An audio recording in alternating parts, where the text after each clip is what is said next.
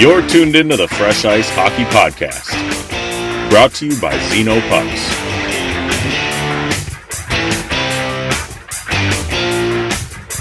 Here are your hosts, Andy and Brian Matusi. Welcome back to the Fresh Ice Hockey Podcast presented by Zeno Pucks. Today's the last day of school, Andrew. It's the season finale for the 23-24 season. Don't have much to get to today before we go into our listener questions and just kind of close things out. Yeah, how you feeling? I'm pretty excited to kind of get a little bit of a break, take the summer off for the most part. Minus a few things we might do in that time frame, but at the same time, kind of sad. This has been fun, so gonna have to figure out what to do with my Sundays from here on out. Yeah, I know. And football doesn't even start the regular season for football doesn't even start for a couple months. So just got some baseball to watch between now and then, but I think we'll manage to survive. But we'll get to some of that in a little bit. A couple newsworthy things. First, and I felt horrible about this the whole week. When we talked about all the contracts and stuff last show, I missed the Juraj Slafkovsky extension in Montreal. So Montreal locks up probably their biggest prospect to another 8 years at $7.6 million a year. Right now, the contract seems a little steep, but assuming this player continues to progress and grow more and more each year by years 3, 4, and beyond this contract, it'll probably look like a sweetheart deal. So Slafkovsky is definitely a good heart and soul kind of player, and Montreal he's definitely a key piece of the cog in Montreal's rebuild, along with Suzuki and Caulfield and Reinbacher and all them. So good signing for them. It just may take a little while to blossom into a true sweetheart deal. Yeah, Montreal needs all the help they can get right now. So good on them. And I don't wish them well, though. Of course not.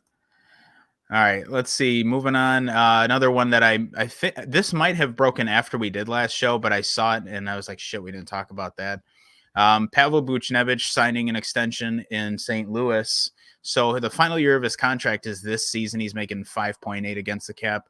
Starting next season, he'll be making $8 million a year for the next 6 seasons to follow. So he pretty good player. 29 years old. I would say he's probably at the peak of his career, so he earned his big payday. Somewhat pretty friendly deal for St. Louis. The contract's going to run till he's about 35 years old, 36 years old. But again, an $8 million cap hit for one of their better players as of right now. And with the cap continuing to grow, this deal will probably age somewhat well as long as Buchnevich doesn't have a drop off once he gets into his 30s. Yeah, excuse me. I was a little surprised that happened after the show. I thought that was going to be like a day one type of signing that they made, but whatever, they got it done, so good for them. Yeah, and they did sign, by the way, I look at on Puckpedia now because we don't have cap friendly. It does say that it was July 2nd that the deal was signed, so it may have aired or been announced after we did the show or while we were recording. So but the Slafkovsky one I just completely missed because that broke before we did the show and I just never mentioned it. So my bad. Right. You're forgiven. I hope so. Last signing we got to get to. This did come after we did the last show. Vladimir Tarasenko in Detroit, and I'm pulling up the deal right now. 2 years, $4.75 million per year in Detroit. Great deal for him. Great deal for Detroit. It's pretty low risk signing. He's going to get a chance to play with Kane, if not on the same line, at least on the same power play. But those are two career snipers that will only help Detroit. And I know there's still a lot to be done in Detroit, and I know they just missed the playoffs last year, but it still feels like they need a bit more to really become a serious contender. But adding a guy that's got an absolutely lethal shot when he's at his best certainly doesn't hurt. Well, and it's funny that you bring that up too, because I was sitting here looking at the questions, and there's another one on here, and it kind of relates to this as far as Tarasenko signing with the Red Wings. It comes from looks like a disgruntled Panthers fan. And this is from Andy M. No, because I understand completely but pretty much it just says why. I'll just read the question right now because it ties into this directly. So I'm not going to read all the numbers in your email, so I apologize, but it comes from Panthers fan, and that is the email followed by a bunch of numbers. It said, "Why on earth does Tarasenko sign with the Detroit Red Wings after just winning a Stanley Cup with Florida?" Well, my answer to that is two things. First of all, he's a free agent. I mean, as the term implies, he's free to sign wherever he wants. Tarasenko's already won 2 Stanley Cups with two different teams, so for him, there's no pressure to win anymore. Now you sign wherever you can get a good amount of money at. I mean, he's definitely on the back nine of his career. Go sign where you can make the most money. He's got a chance to play with some pretty good players like Kane and Larkin and Raymond.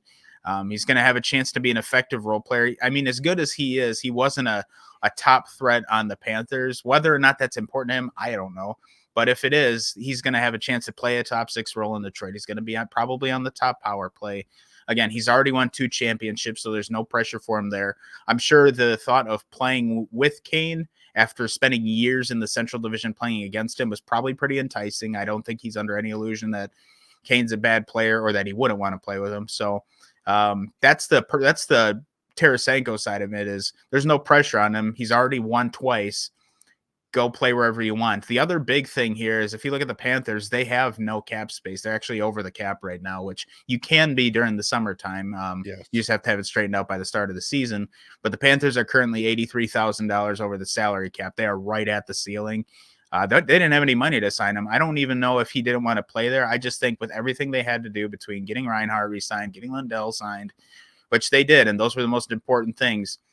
And I talked about this on last episode. You can't lose sleep and over losing a quote unquote depth guy. I know Tarasenko is a high skill guy, but he was playing third line.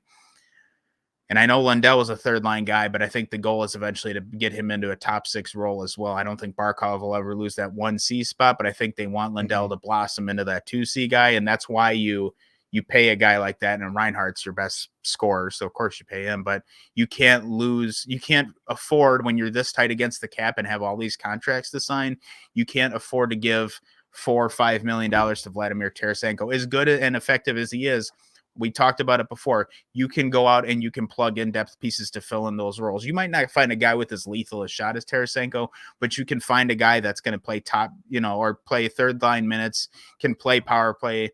You can find that guy, and you can find a guy that does that and has a decent shot. So there's options out there. And look, the Panthers just built a team that went to the Stanley Cup 2 years in a row and won one of them. I think they know what they're doing. And as much as it maybe sucks to lose a player like Tarasenko, I don't think they can. I don't think they'll lose too much sleep over it in the long haul. This team is still very, very good. Yeah, you hit the nail right on the head. And I don't want this to sound like I'm bashing Tarasenko, because I'm absolutely not. But the Panthers didn't win the Stanley Cup because of Vladimir Tarasenko. Correct.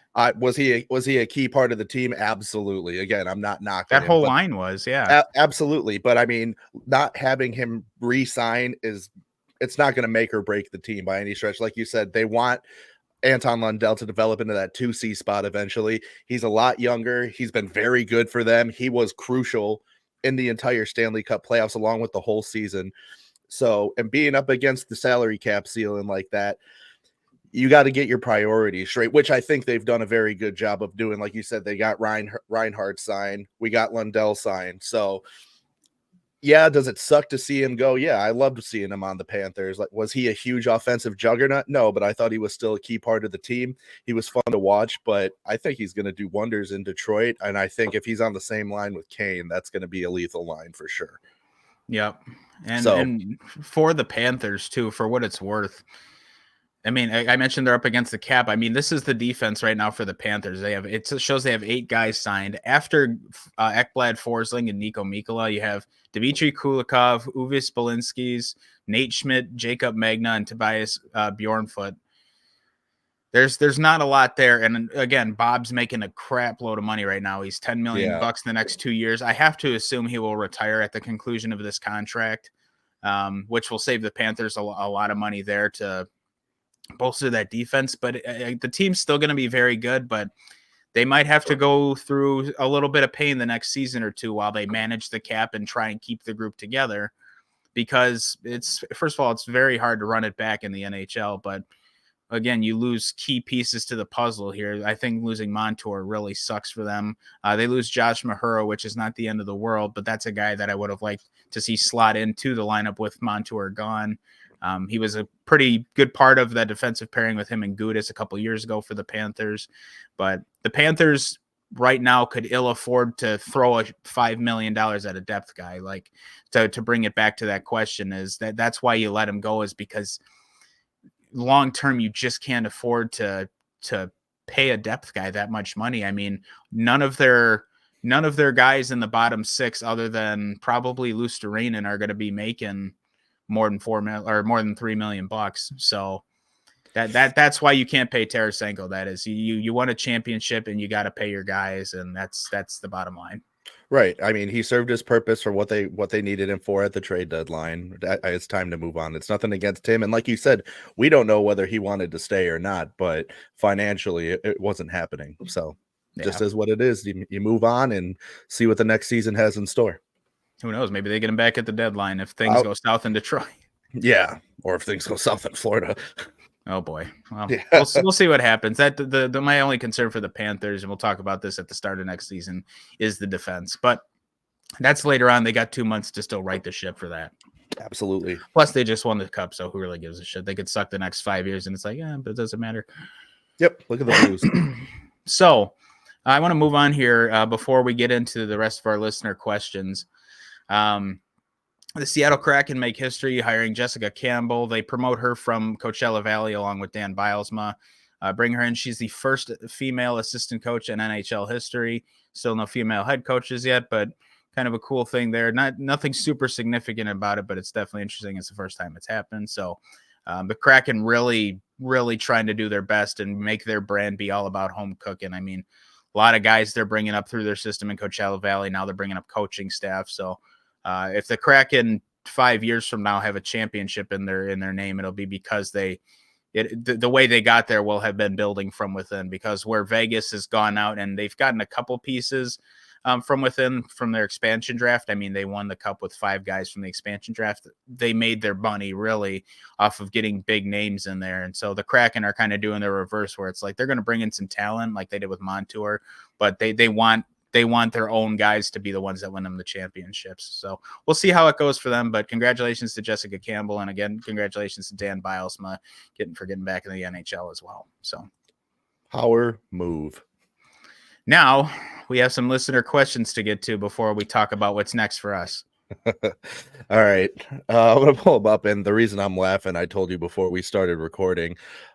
This first question is directed at me. They did not leave a name. And it was submitted through the Fresh Ice Hockey Podcast website. So you can submit your questions anonymously on there. And it says, this question is specifically for Andy. Which team do you actually root for? All 32. Yeah, no, I don't. So long story short, so as long as I've been into hockey, I've been a Boston Bruins fan, and I moved to Florida in 2016, and my wife and I started going to Florida Panthers games because they were dirt cheap to go to because the Panthers were terrible. And so we just started going to those a lot because it cost next to nothing. And we just slowly became Panthers fans just from going to the games. And we were like, well, it's okay if I root for the Panthers and the Bruins because the Panthers are never going to win anything. And so I became a Panthers fan, and then unexpectedly they got good the last couple of years, and here we are. So it's tough when they play each other, especially in the playoffs. Last year, I'm a Bruins fan first, so last year was a little heartbreaking for me, but I was really proud of Florida. As far as the Blue Jackets go, we moved from Florida up to Ohio last year, end of last hockey season. It was April last year. And the Blue Jackets are about 2 hours from me. So would I say I'm a diehard Blue Jackets fan? No, but like I'm going to follow them. They're the local team here as far as that's concerned. And I'm going to go to games because I love watching hockey. So that's the main reason for the 3 jerseys behind me. But to answer your question, Bruins and Panthers, Bruins first. Although I will say during these playoffs, I said I want the Panthers to get redemption for last year. So, and they did. So it worked out. But I hope that answers your question. And I'll root for whoever I want. That kind of ties into mine. For those of you who watch on video, you notice I always have a Jackets jersey behind me. I kind of just picked up the Jackets as my East team when you moved to Ohio, Andrew, because I'm like, Yeah. well, at least we can have a team we both cheer for. So not only that, this jersey, the Cannon jersey, this is probably it's tough to say that it's not my favorite jersey in the league. I really like the Mighty Duck jerseys. I really love the Wild alternate jerseys, but this Blue Jackets one is, I mean, I've loved this. They've had this jersey now for 15 years or so. I think since they switched to the Reebok Edge way back in the mid 2000s. So this is just a really clean concept. It's arguably should be their logo. Yes. It's just a really sharp look. The jerseys would be great. I would love to see like a road version of this jersey. But yeah, so that for those of you watching, that's why I got the Jackets jersey, and that's why Andrew's got it. It's just kind of a team for us both to cheer for, and for Andrew, it's a hometown NHL team of sorts. Yeah, and there's nothing bandwagon about it because they're terrible. So yeah, got good fans. So, and well, for you, you're a monster season ticket holder, so yes, all those guys you watch will hopefully eventually end up on the Jackets anyway. Yeah, absolutely, and I mean that plays into it as well. But I mean, it's just. And I mean, it's not like we were just like, oh, we're going to say we're Blue Jackets fans. No, I mean, you and I watched a good amount of Jackets games this year, including one in person together. Yeah, that was a 7-1 or 7-2 ass kicking of the Chicago Blackhawks right night before Thanksgiving. It was 7-1, and the only reason I remember that is because the only person who scored for Chicago was Connor Bedard. Yeah. And boy, was that an absolute piss missile too. From the right face-off circle or left face-off circle, depending on the angle, posting in or bar down, I forget which, but it was an absolute rip. And there were Blackhawks fans sitting directly next to us, and they went nuts. And then the Blue Jackets dumped 6 more goals on them, and then we didn't hear much from them the rest of the game. So that was great. That was great. Dude, I think you single-handedly forced those guys next to you. Yeah, so we were at that game, and I was going to try and be peaceful because I never want to discourage road fans from visiting to watch their team because I think it's fun. I've done it. I've gone to the United Center and certainly never cheered for the Blackhawks. So I think I've been to 3 games at the United Center or 4 games, and I've never cheered for the Blackhawks in any of them. But I don't want to discourage road fans from visiting, but these people sat down, and during the player intros, they called Adam Fantilli's name. And one of the guys with his wife or girlfriend next to me went, "What a bum," and started booing and all this. And then started cheering when they announced Connor Bedard's name. So I was like, all right, I got something for this guy. So the Jackets, Boone Jenner scored like 2 minutes into the game. And I made a point. I mean, I was excited, but I made a point to jump up and scream like a banshee. And then everybody knows the Jackets goal song is For Those About to Rock by AC/DC. So I sang that part and I pointed at the cannon when it fired.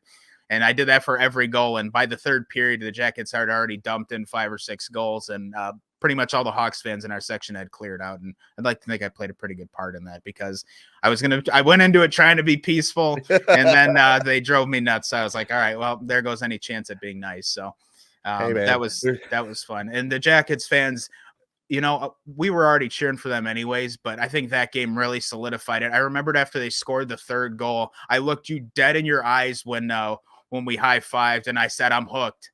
Yeah. I will never forget that moment because that was the moment where I'm like, okay, I'm really rooting for this team now. Absolutely. And a lot of that, you got to give credit to the fans in that arena, man. They have a very devoted fan base. You'll seldomly find more hardcore fan base than the Columbus Blue Jackets fans. They certainly know how to party and they know how to have a good time. And it helped that it was Thanksgiving weekend, but man, was that building rocking when we were there. And let me just tell you, for those of you who have never been to the Nationwide Arena, on behalf of Brian, I would just like to say, do not try the jumbo hot dogs. Yeah. Do not buy the jumbo hot dogs. My wife and I had jumbo hot dogs at Nationwide Arena, and mysteriously of everybody in the household, because we stayed with you and your wife that weekend, me and my wife were sick. You and Chris were just fine.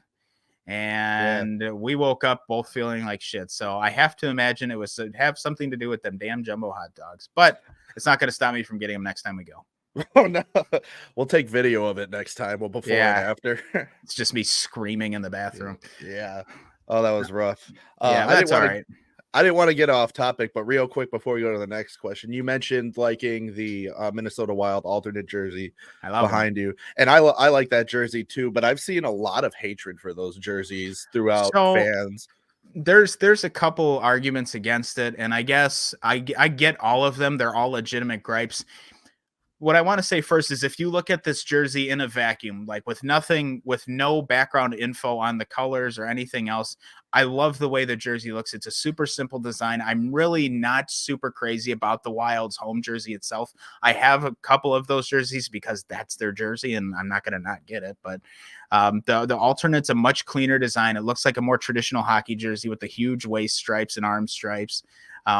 The arguments against it, though, the first one is, if you're a multi-sport fan and you like football, anybody from Minnesota will tell you, okay, those are Green Bay Packer colors too, and bright green, which looks more dark on my video here, but it's a bright green and yellow, very similar to what the Green Bay Packers wear for football. I get why a Minnesotan might not like that.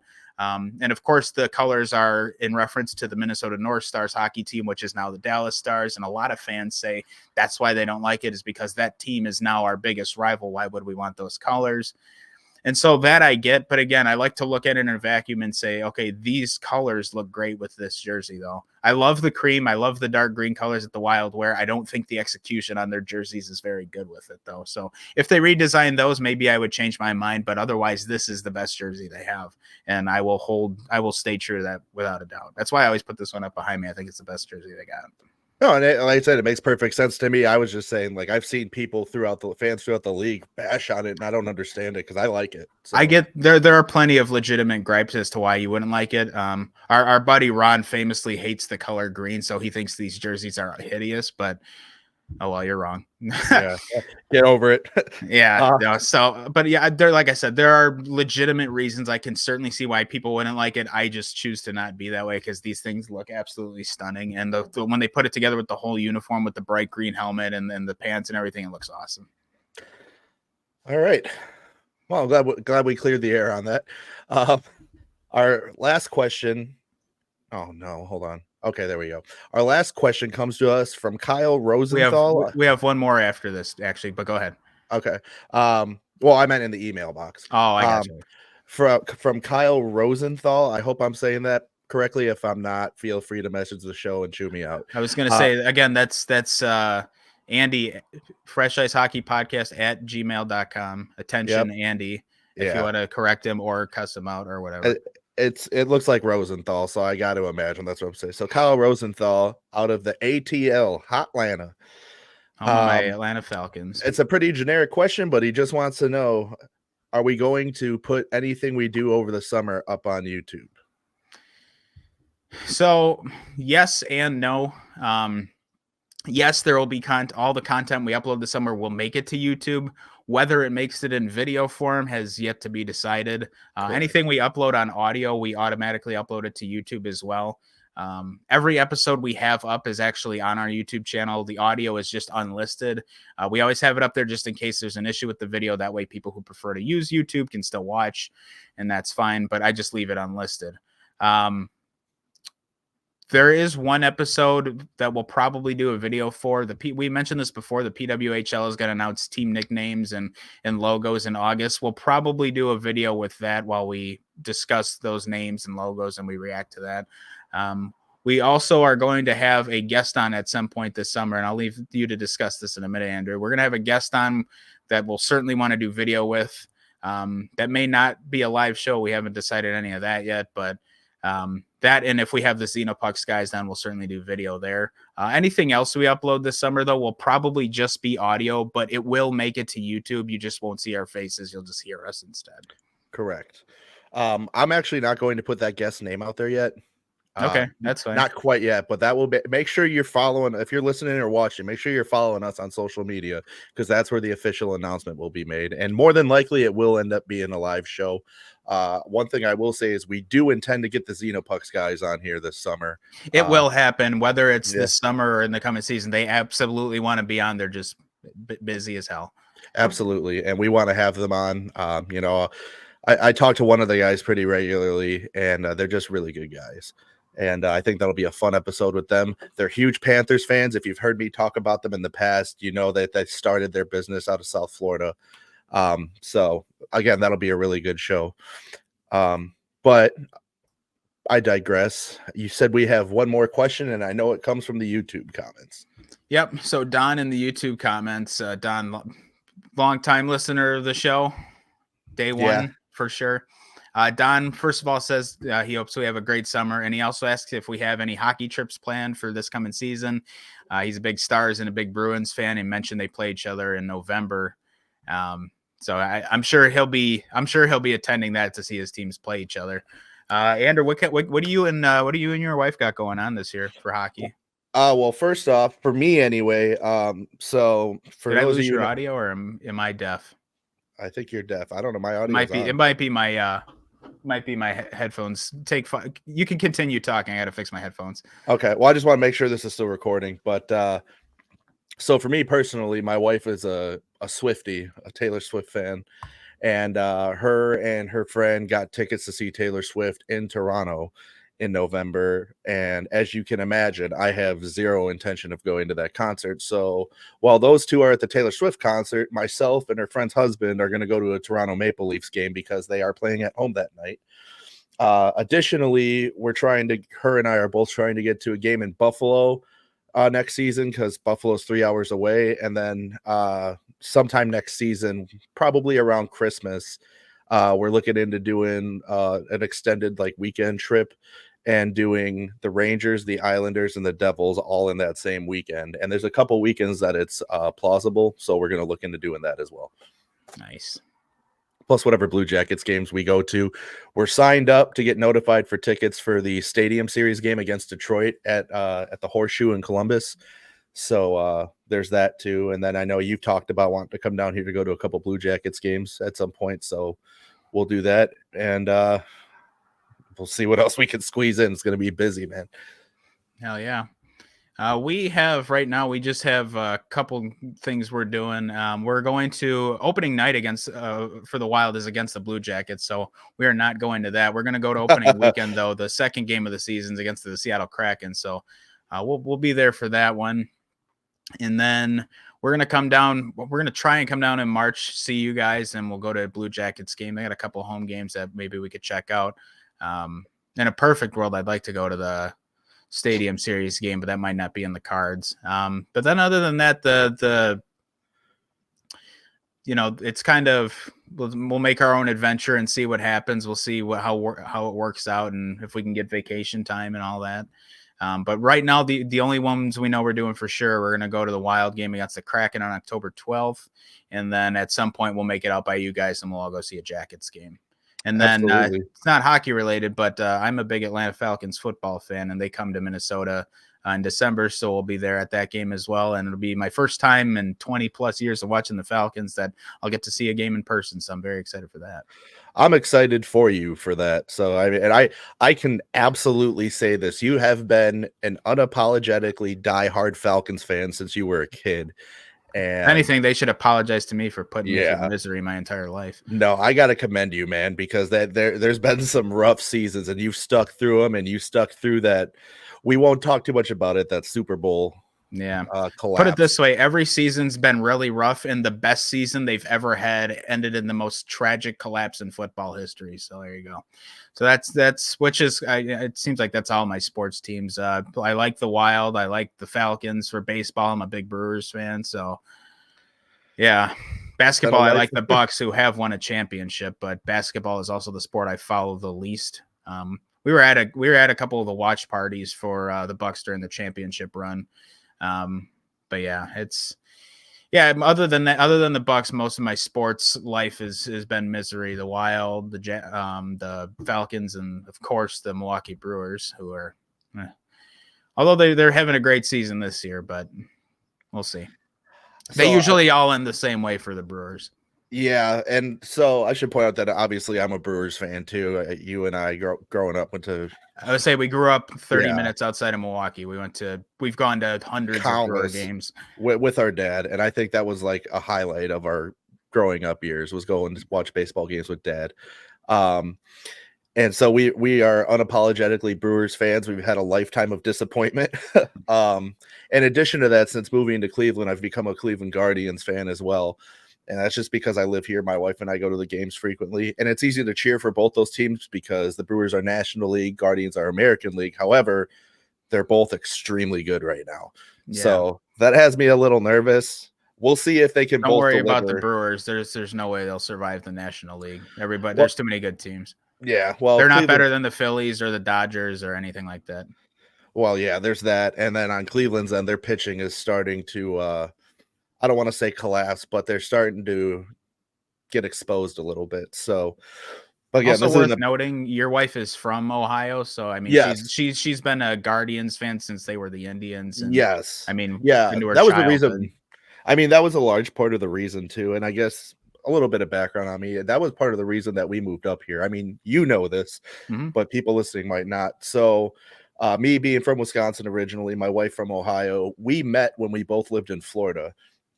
And I was one of those people who had never been to Cleveland in my adult years. I went once on a band trip in like 8th grade. Don't remember too much from it, but I was always one of those people who had never been to Cleveland. It was just like, oh, Cleveland sucks. Who the hell would want to go there? Well, in 2018, she came home for Christmas with me to Wisconsin. And on our way back down, we stopped in Cleveland and we stayed there for a couple days. I got the grand tour, went to a Monsters game, and I was like, man, it's kind of nice. You know, winter here. I can wear pants. I can wear a beanie. I was like, kind of feels like home in a sense. And then every time like we went back to Cleveland to visit, I'm like, dude, I could totally live here. It's got all the perks of living in the Midwest. You get your 4 seasons, and I don't have to worry about hurricanes or having to be 95 degrees on Christmas Day. And there's a ton to do in Cleveland, and so that's ultimately why we moved here. Plus, my wife has her friends here. It just all made sense to us. So that's ultimately why we came here. And I have no regrets, man. I'm living my best life. That's kind of how my wife and I plan to move to Minnesota in the next few years, and that's kind of how we decided. We went to our first Wild game in person in March of 2022, and when we were there, I was like, "Holy shit, this place is nice." And I love it. I mean, obviously Minnesota is a huge hockey state, so that's easy. But just everything we did, we had a lot of fun, found a lot of good restaurants, found some really nice towns outside of the Twin Cities. I know the Twin Cities kind of get a bad rep, but we found some really nice neighborhoods. And every time we've gone, we've had a blast. I mean, we go to the Mall of America every time we go there now, and there's just always new stuff to do. There's countless spots to fish and camp, and so we just kind of went there the first time just to go to a game and kind of fell in love. And sometimes that's just how life works. Absolutely. And Minnesota is a beautiful state too. Yeah, It it is. absolutely is. I've been obviously to the Twin Cities. I remember in 7th grade, we took a trip to a place in southeastern Minnesota called Eagle Bluff. Just absolutely beautiful. It was like a nature preserve. That whole state is just beautiful, man. It's a little on the pricier side, but it's a beautiful place. So I think Yeah. you guys will love it up there, and I'll look forward to coming to visit there. It'll suck because you won't be a nice measly 5.5, 6 hours away from me anymore, but it is what it is. Yep. So yeah, it's kind of weird how life takes you in different directions. I certainly never would have envisioned, honestly, growing up, I never envisioned moving out of Wisconsin. Now I can't fucking wait to get out of here. But yeah, we've also looked at Colorado too. Colorado's where I really want to live, but that's expensive. That's Yeah, really expensive to live somewhere nice in Colorado. It is not a cheap date, so we had to be realistic. yeah. But yeah, it's boy. I thought this was a hockey show. We really kind of just Well, I opened up a can on this one. it's okay though, because I mean, we didn't even from day one. We never really talked about ourselves, like what we're into outside of here, and Yeah, like just ourselves personally. It's always just been strictly hockey, and I figure with this being the last episode of the season, I feel like now's kind of a good time to just shoot the shit and give people a chance to know us a little bit better. Not that anybody would want to, but I feel like it's appropriate. But before we continue, I feel like we should do a sponsor read one more time. yeah, we should. Let's get one for the road here. So as always, and for the foreseeable future, Fresh Ice Hockey Podcast is brought to you by Xeno Pucks.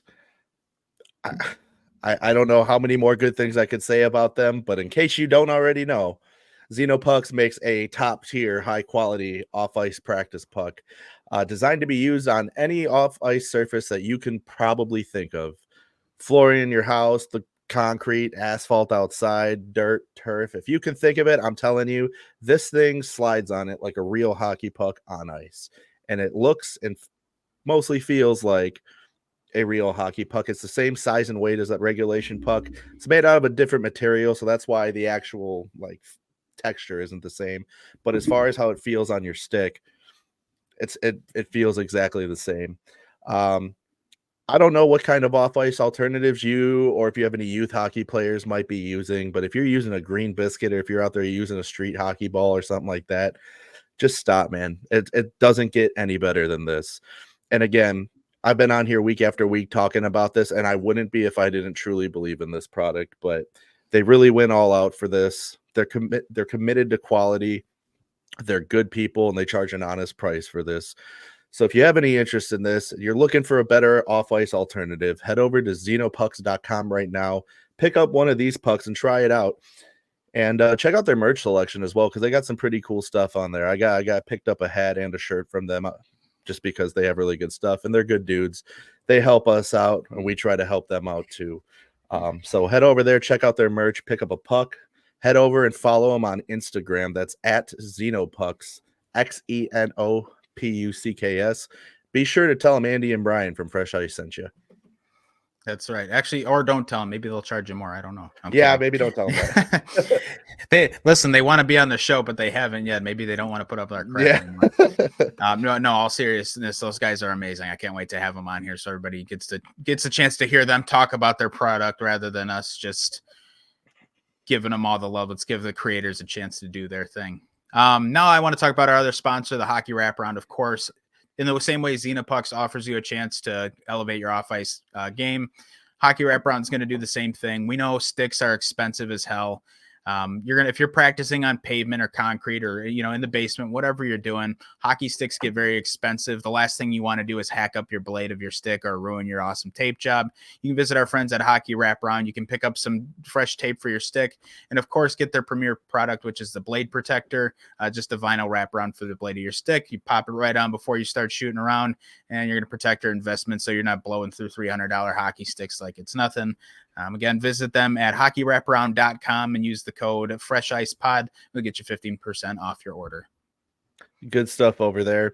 And real quick, too, these guys aren't an official sponsor of the show by any stretch, but we always make it a point to talk about them, and that is the Warrior for Life Fund. If you don't already know, the Warrior for Life Fund, they go out and they try and help military service members, whether they're coming back from a deployment or trying to transition into the civilian world. Those are both very difficult tasks, and I say that as a veteran myself. And they do it through the game of hockey. They get these guys out on the ice. They have them play against NHL alumni. They're partnered with the Boston Bruins Alumni Association and as well as the National Hockey League. They do a lot of good work out there for veterans through the game of hockey. They also do adaptive sports like sled hockey. It's obviously not something that's cheap to do. And so donations are a huge part of it and help them immensely. And if you have any interest in helping veterans through this organization, you can head over to warriorforlifefund.org and make a donation today. All right. So now, before we sign off here, a couple things. First, I want to bring you back to January 23rd of this year. We had a conversation on the phone. We've talked about this before, how we've had so many conversations about hockey just on the phone. And we really decided maybe we really needed to have a hockey podcast. And I want to bring you back to January 23rd at 6:51 p.m. Central Time, a message I sent to you while we were coming up with names for the show. And then I put in Fresh Ice. And then we both just kind of looked at each other, and that was pretty much it. That's where this show got its name. Boy, I was looking through while you were doing the Warrior for Life reading. We came up with some god awful names before we got the Fresh Ice. Yeah. So it was an arduous process to come up with the name for this show. Without exaggerating, we probably had about 30 or 40 names that did not work for the broken Zamboni for some reason or another. And it was reading the messages. I was trying not to giggle. We said some pretty stupid shit. But so this show really got its foundation on January 23rd of 2024. And in 6 months, almost 6 months later, I'd like to think we've grown this into a pretty fun show for us. I mean, we have a blast doing this every week. We've had a few thousand listeners, and we've had a sponsor sign on with us that we absolutely love working with, and they're really nice guys. And again, they've gifted all of our guests with their own Xenopucks. So it's just been a lot of fun. I think we've made more connections in 6 months than we could have ever imagined. We're still continuing to really try and grow this on YouTube as well. But just the fact that we have sponsors and the fact that we've had guests, including former NHL players on our show, which is wild, is nuts. Yeah, So I'm looking forward to whatever the future may hold. But for two guys who don't really know jack shit about this business, I mean, I went to school for radio and had some experience, but outside of that, I really don't have much media experience. So for two guys who really didn't know what the hell they were doing, I'd like to think we've come a long way in just 6 short months. Absolutely. I mean, and this show has exceeded my expectations from today. I remember telling you at the beginning, dude, I'll be happy if we get 10 people to listen to this show every week. You guys have really come through for us. And I mean, between listening to the show and sharing it, whether you're close friends or family to us, or if you're just people we don't know that listen to the show, without all of you, this show doesn't happen. That's pretty much it. And like I said, it's exceeded our expectations between you guys listening and sharing and even writing into the show. The amount of support we've received doing this from friends, family, and outsiders as well is just something I never could have even foreseen, and I am beyond grateful for it. And I'm really looking forward to next season because like Brian said, we have fun doing this show, and it is very time consuming. I have put a lot of my own personal time into this show, but that's because and money. Yeah, but that's because I love this show. It's something that you and I created, and I'm very passionate about this. And we're not going to stop doing this show as long as we're physically able to do it. So I mean, ultimately, just thank you to everybody who's listened to this show. And there's two people or two things I really have to shout out on here. The first one is Xenopucks. They've been sponsoring the show since I think like our 4th episode. I mean, they're pretty early on, and they've been great to us from day one. Just two really awesome guys again that makes a premier product. They're just everything about them is great. They're so good to us, and we try to be good to them too. And we're just so lucky to have them. So thank you to Xenopucks. And the other thing is thank you to Bob Pizzini.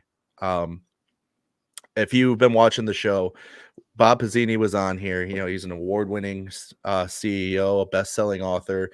He's also a Navy Special Operations veteran, EOD specifically, and he's also a big hockey guy. And you know, he's got some friends in the hockey community, and he really hooked us up on this show. It was because of him we were able to get Mark Mowers and Andrew Alberts on the show. Just we're so grateful for that. Bob is such a great guy, and he was so fun to talk to. He's got all kinds of cool stories, and all we did was barely scrape the surface when he was on the show. Yeah, we'll have to have him on again.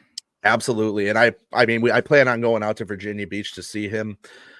So I'm looking forward to that. Bob, I know Bob listens to the show regularly, so Bob, I know you're listening, and I just can't say thank you enough, man. We're so lucky and we're so grateful that you came on our show. We're grateful that you listened to the show, and we're grateful for everything you've done for us. And also a special thank you. I also got to shout out our guests, Ben Polacco, Bob Pizzini, Mark Mowers, and Andrew Alberts. Just 4 incredible people that we've had on the show that were just an absolute blast to talk hockey with. Yep. I was going to say the same thing. Ben was a fantastic guest to have on. We will certainly have him on again.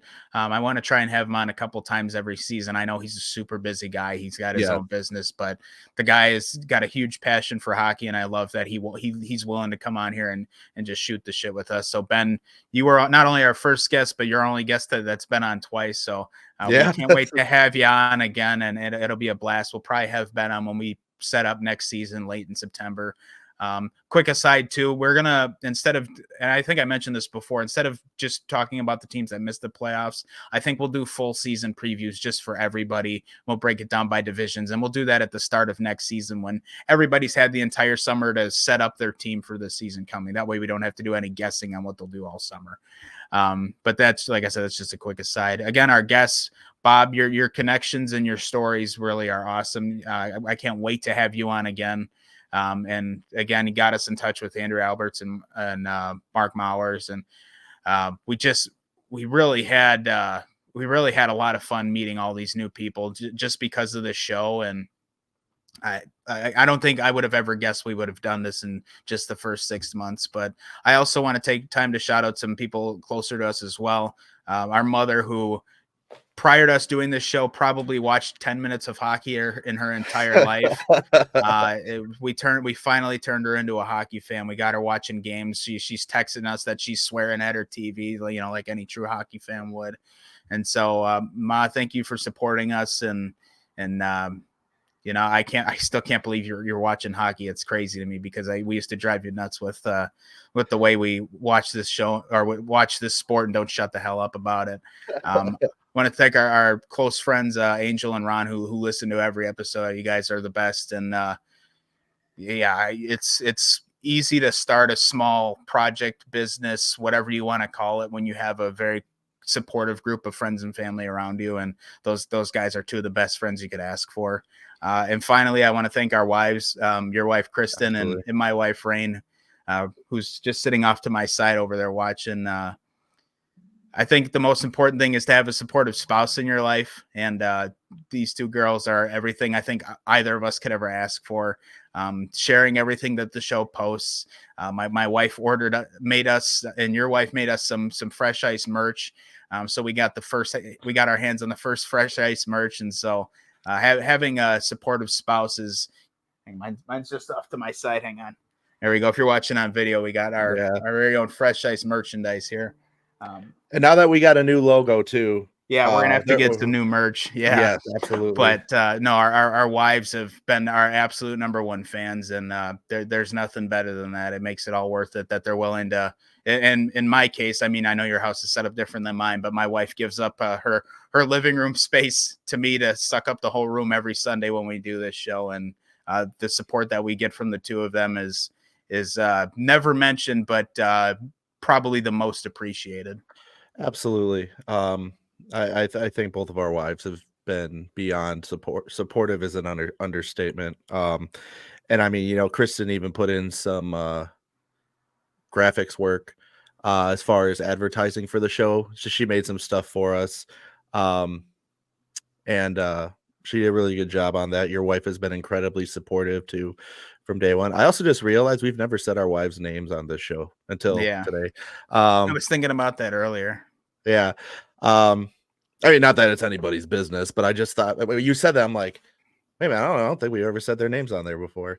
So, but yeah, we've had, including them, but in general, we've had such a great support system. And like you said, we've had so many friends, Ron and Angel, Don's another one that's been there since day one. My buddy Danny down in Florida has been there since day one. And our mutual friend Sam as well. She's a big listener. Yes, and I can't sit here and name every single person I know personally who's been here since day one, or even people we don't know, obviously, that have been here since day one. Regardless of how long you've been following the show, listening to it, sharing it, whatever. I can't even tell you how much we appreciate you. Can't forget our buddy Mallory too, one of the ultimate hockey junkies. Yeah, man. Yeah, dude. She gives us a run for our money for sure. I don't think I've met somebody who types in more all caps during a hockey game than Mallory. It's only all caps during a hockey game. But there is one more person that I have to thank, and that is you. I know this show. I know I kind of did the legwork for it, and kind of lighting the fire under our ass to get it going. But you give so much better insight than I do on all these topics. I mean, I know I'm biased because I'm your brother, but listening to you, man, I mean, I could do it for hours. It's like you were born to do this, man. And I think without you, this show doesn't even get half of the listeners that we do get. So I'm grateful that we do this together, and I couldn't do this without you, and there's nobody I'd rather do this show with. So thanks, man. No problem. Everybody brings something to the show. As much as I like to think I bring a fair amount of expertise into this, all the connections we've made on this show have solely been because of you. You coordinated with every single one of our guests to set up dates and times. And so as much as I'd like to think I've brought to this show, you've brought just as much, if not more. Getting Ben in here. I mean, we had Ben as our first guest just a couple of weeks into doing this. And then we had Bob and Albie and Mao on the show. And we're going to get the Xenopucks guys on, a sponsorship we got because of you. So, this show is not possible without you either. It's a lot of effort we put into this. Getting it off the ground was a little difficult while we were learning to edit and everything. And now it's a lot more seamless. I think now we do this show, we edit it and have it ready in just a pretty short amount of time. But the early stages of this definitely had me wondering if it was something that was sustainable long-term, but now there's no doubt in my mind that that we got this, and this first season was a blast. And I hate that it's coming to a close, but well, again, we'll be back a couple times throughout the summer if we can get those interviews lined up. And of course, after the PWHL does their unveilings in August. So we'll be back for that for sure. But yeah, again, thanks to everybody that's come on this show and everybody that supported us episode after episode. And Andrew, thanks for lighting a fire under our asses so we could do this. This has been more fun than I ever could have imagined. Hell yeah, man. What's also crazy, it's only been technically not even 6 months that we've been doing this show. I know. It feels like we've been doing it forever now. In the best way possible. I don't mean that like, yeah, no, it doesn't. It's not a drag or monotonous. It's just, it just feels like it feels so natural now. The first few episodes, I was really shy. Like if we would have done our first episode on camera, I probably would have thrown up. Yeah, I go back from time to time and I just listen to spurts from our first show and I'm like, oh, dude, what the hell? It definitely took us some time to find our chemistry, but it feels a lot more. I guess genuine is the right way to say it. Like it doesn't feel so forced now. I really felt like we were trying our asses off the first episode. So. Well, and like you mentioned earlier, we were two guys that had no idea what we were doing when we got into this. The only thing we knew was hockey. We still don't know anything. I don't know if that's changed. Yeah. We started this knowing nothing, and I'm proud to say 6 months later, we still don't know. Yeah. We haven't made progress, but we haven't quit, and that's what's important. Yeah, exactly. Never give up. With that being said, do you have anything else that you'd like to say to anyone or anything? I think I got all the thank yous in. If there's any names I missed, of course, I'm sorry. It's just there's a lot of people. Thank you to everybody who sent in questions for not only this episode, but our episodes in the past. Feel free to continue to send those questions in throughout the summer. When we do our next video episode, which will be that PWHL one, we'll gladly answer any listener questions that get sent in. So, of course, email those to us through our website at contact@freshicehockeypodcast.com or freshicehockeypodcast@gmail.com. You can comment them in the YouTube comment section, of course. If you're on YouTube, make sure to like and subscribe. And if you want to send in your questions through Instagram, we're on Instagram at Fresh Ice Hockey Podcast and at Brian Fresh Ice. So give us a follow, send us a message, send us a question, leave a comment. Shower us with all the love you can, because we are doing everything we can to get this show growing. And we absolutely love making this. Absolutely. And if there's things you want to see us do on the show, or just you want us to add to the suggestions, show, absolutely. I mean, we're open to anything. We're open to any kind of criticism, good or bad.